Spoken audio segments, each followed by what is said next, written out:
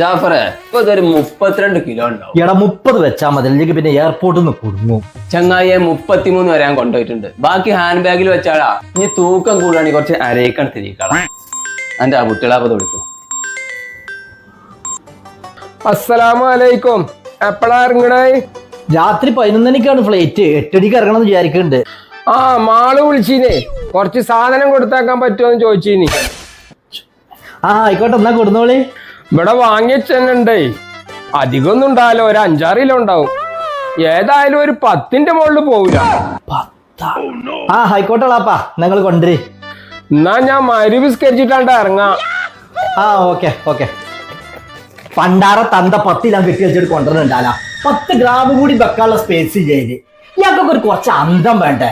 ഇയാളൊക്കെ ഏത് നേരത്താണ് എന്റെ അളാപ്പായിരുന്നാവും. എങ്ങനെ പറ്റൂലെന്ന് പറയാ? കൊരഞ്ഞ തന്ത. എന്റെ അളാപ്പ പിന്നെയും വിളിക്കണം.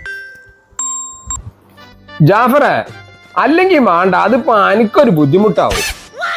എനിക്കെന്താ ബുദ്ധിമുട്ടാളാപ്പാ? അത് വേണ്ട. പിന്നെ ഫോൺ വിളി കഴിഞ്ഞാൽ ഫോണൊന്നാണ് കട്ടായി കാണ്ടി, അല്ലെങ്കിൽ നമുക്ക് രണ്ടാൾക്കും അതൊരു ബുദ്ധിമുട്ടാവും. എളാപ്പ കേട്ട്